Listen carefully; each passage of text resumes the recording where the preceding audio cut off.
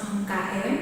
Saya merupakan tenaga pengajar di Fakultas Keperawatan dan Kebidanan di Universitas Prima Indonesia. Mata pelajaran yang saya ampuh, yang saya bawakan pada saat ini adalah keperawatan jiwa. Di dalam PDD UKT-PT kali ini, yang saya bawakan adalah aplikasi asuhan keperawatan jiwa pada pasien dengan isolasi sosial.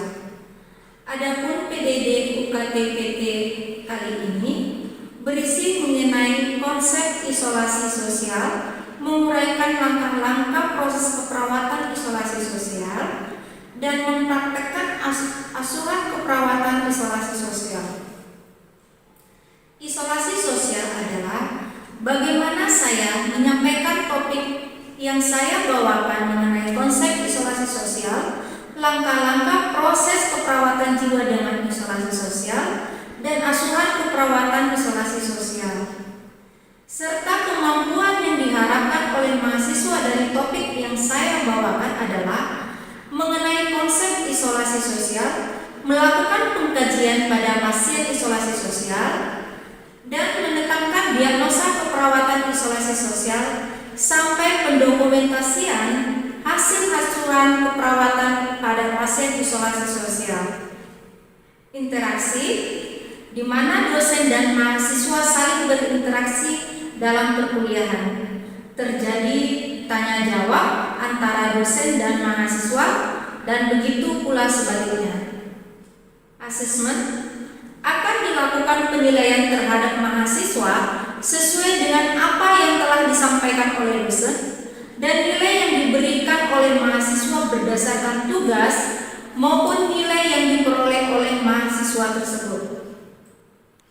Terkait mata kuliah yang saya ajarkan, materi yang saya ampuh, saya selalu berusaha mengikuti perkembangan yang terupdate, baik itu melalui pelatihan maupun seminar. Mata kuliah keperawatan jiwa terdiri dari 3 SKS. Sebelum saya memulai perkuliahan, 2 minggu sebelumnya, saya sudah membagikan materi ataupun RPS kepada mahasiswa.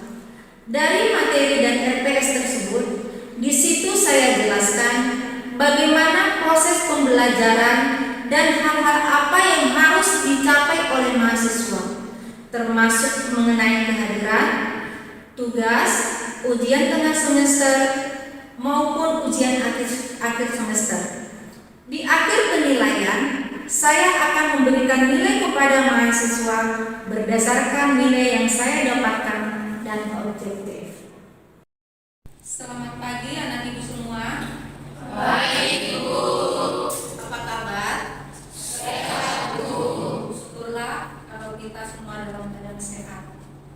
Jadi karena ini pertemuan kita yang ke-12, nanti akan Ibu paparkan ya, RPS kita ya, di mana pertemuan 12 itu adalah tentang keperawatan jiwa dengan isolasi sosial.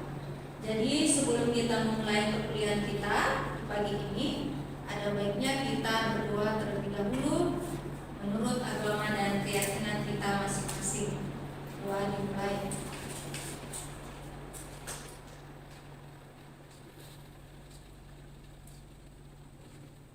Doa selesai.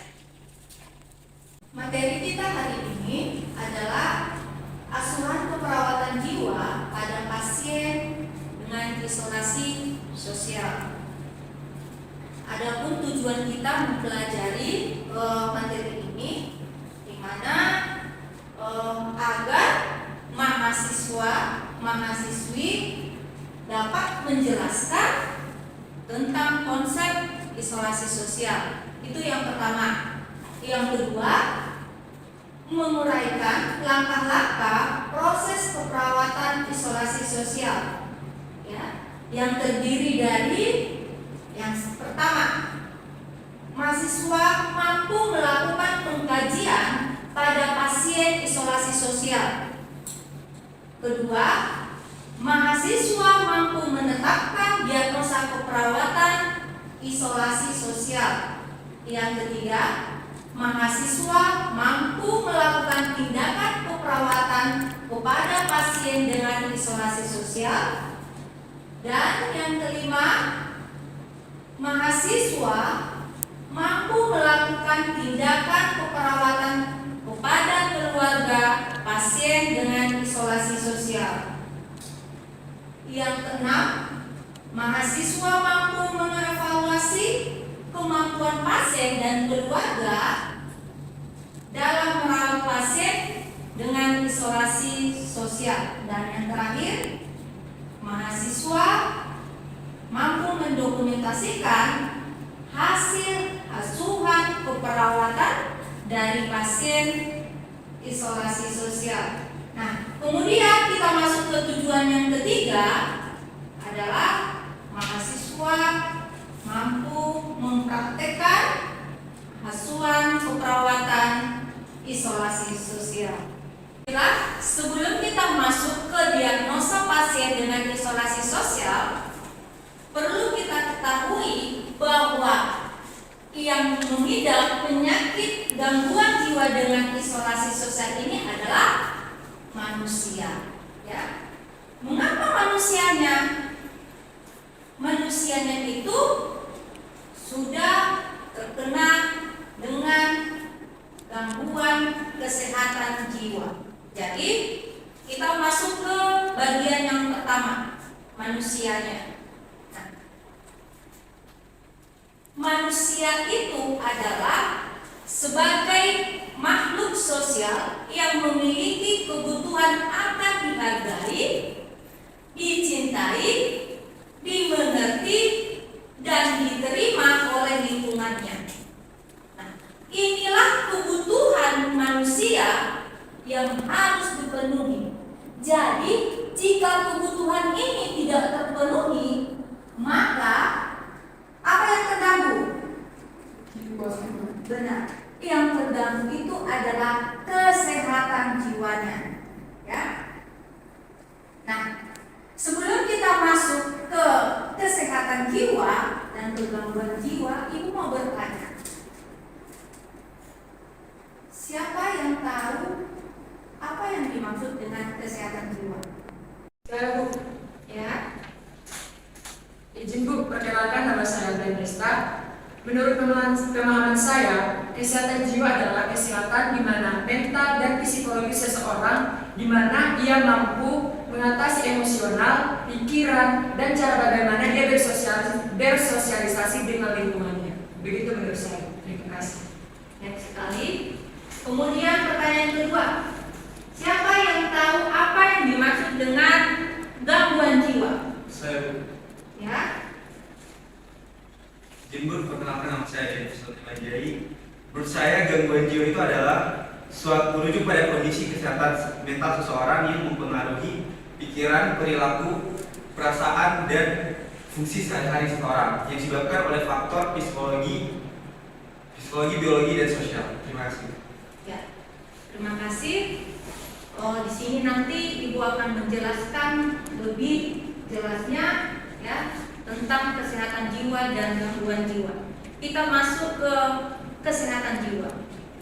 Kesehatan jiwa adalah seseorang yang sehat akan emosional, psikologis, dan baik interaksi sosialnya, mampu mengenal dirinya sendiri, serta mengetahui ideal diri. Jadi, kalau seseorang ya tidak mampu mengontrol emosinya ya dan tidak mampu bersosialisasi terhadap lingkungan dan tidak mengenal dirinya sendiri ya, berarti kesehatan jiwanya sedang terganggu. Oke, kita lanjut ke gangguan jiwa. Nah, gangguan jiwa adalah terganggunya biopsikososio seseorang karena tidak adanya kemampuan beradaptasi dengan lingkungannya ya, dan ketidaksesuaian perilaku dengan norma yang ada. Jadi ya, kalau orang yang terkena gangguan jiwa ya,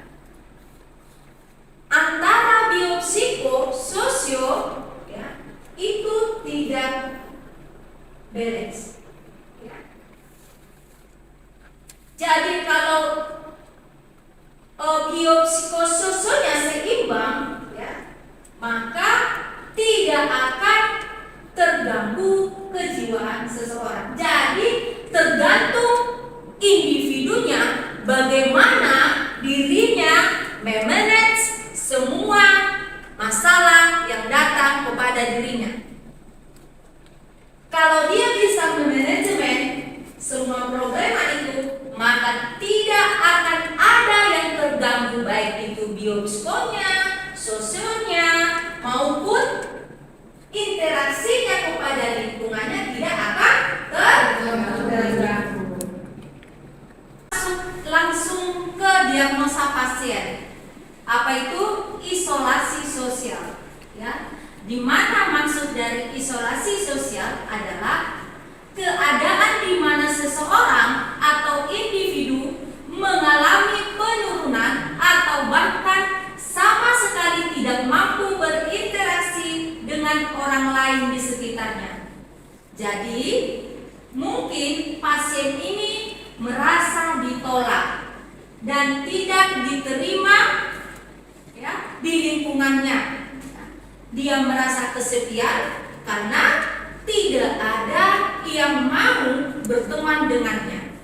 Nah, dan dia juga, ya, pasien yang mengalami isolasi sosial ini tidak mampu membina hubungan dengan orang lain, ya. Jadi dia lebih banyak tertutup dan menyendiri. Nah, itulah ciri-ciri dari isolasi sosial, ya. Nah, sekarang kita masuk ke tanda dan gejala isolasi sosial, ya. Tanda dan gejala pada pasien dengan isolasi sosial ada dua. Yang pertama, ya, tanda dan gejala subjektif. Tanda dan gejala subjektif, ya, ciri-cirinya: 1. Merasa sepi. 2. Merasa tidak aman. 3. Merasa bosan dengan waktu, ya. Mungkin dia merasa bahwa jam itu lama kali berputarnya, atau dia merasa bahwa untuk ke paginya lama kali waktunya, ya. Kemudian pasien tidak mampu berkonsentrasi, tidak mampu fokus pada suatu apapun itu, ya. Dan kemudian merasa ditolak karena perasaan yang ditolak, ya, sehingga dia lebih banyak untuk menyendiri, ya, untuk mengasingkan dirinya sendiri, ya. Nah, itulah tanda dan gejala dari pasien isolasi sosial dengan subjektif. Nah, kemudian kita masuknya objektifnya, ya. Ciri-ciri dan tanda gejala yang objektif: 1.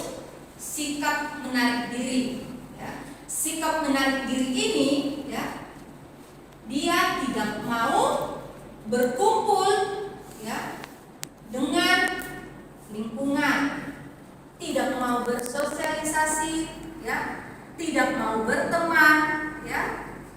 Dia suka menyendiri atau mengurung dirinya, baik itu di dalam ruangan atau di dalam kamarnya, ya. Kemudian yang kedua, kurang komunikasi, ya. Jadi pasien yang kurang komunikasi ini adalah tanda dan gejala yang begitu jelas pada pasien yang isolasi sosial. Dia tidak ada respon, dia tidak ada respek apapun. Kemudian yang ketiga, lebih memilih untuk menyendiri karena ada perasaan yang ditolak tadi, ya. Ada perasaan dia tidak diterima, jadi dia lebih memilih untuk menyendiri. Kemudian sedih. Karena dia merasa ditolak, mengurung diri, jadi dia lebih banyak untuk bersedih. Coba dulu kalau dia suka berkomunikasi, ya, sering berkomunikasi dengan temannya atau dengan lingkungan atau dengan keluarga, dia tidak akan pernah merasa sedih. Tapi pada pasien dengan isolasi sosial, dia akan lebih banyak menghabiskan waktunya dengan bersedih. Karena apa? Karena ada perasaan ditolak, sehingga dia lebih banyak untuk menarik diri. Kemudian tidak adanya kontak mata. Jadi apapun yang kita ceritakan, apapun yang kita tanya kepada pasien dengan isolasi sosial, tidak akan ada respon. Dari mana kita tahu tidak ada respon? Dari kontak matanya. Ya.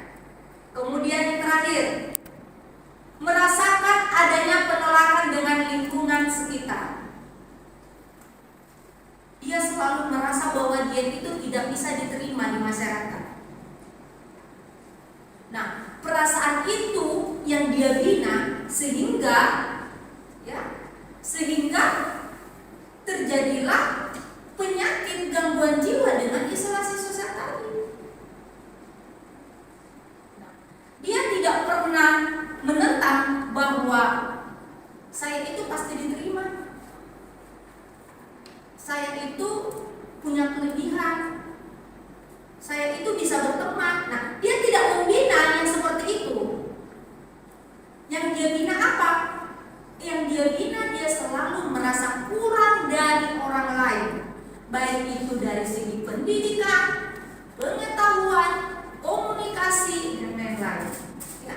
Jadi kalau kamu suka menyendiri, tidak mau berkomunikasi, ya, tidak mau cerita, maka besar kemungkinan kamu akan sama dengan pasien dengan isolasi sosial. Ya. Lanjut. Nah, sekarang kita harus tahu apa-apa saja sih faktor pencetus terjadinya isolasi sosial. Ya. Banyak faktor pencetus kenapa pasien, ya, dengan gangguan jiwa, dengan diagnosa isolasi sosial itu terjadi. Ya, kita lihat dari faktor biologisnya. Yang pertama, faktor herediter. Ya, faktor herediter itu adalah faktor keturunan. Ya.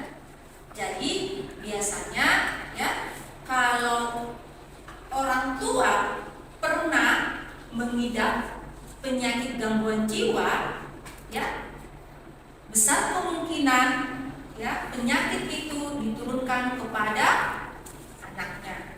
Kemudian risiko bunuh diri. Ya. Nah, risiko bunuh diri ini mungkin pasien tersebut karena dia pernah merasa ditolak, dia tidak diterima di lingkungan atau di temannya, ya. Dia pernah sampai melakukan bunuh diri. Nah, dan risiko ini juga sering terjadi kepada pasien karena merasa dirinya ditolak. Kemudian yang ketiga, riwayat penyakit atau trauma di kepala. Mungkin pasien itu pernah kecelakaan dan mengalami trauma kapitis. Ya, trauma kapitis itu adalah benturan, ya, pada bagian kepala. Kemudian yang terakhir, faktor biologisnya adalah riwayat penggunaan nafsa. Apa itu nafsa? Nafsa itu adalah narkotika, ya. Nah, jadi bila seseorang, ya, pernah atau sering menggunakan nafsa ini, maka besar kemungkinan, ya, pasien tersebut, ya, individu tersebut yang menggunakan nafsa ini akan mengalami gangguan jiwa. Sampai di sini paham? Kita masuk ke faktor pencetus lainnya, yaitu faktor sosial budaya. Ya. Faktor sosial budaya yang pertama, sosial ekonomi rendah.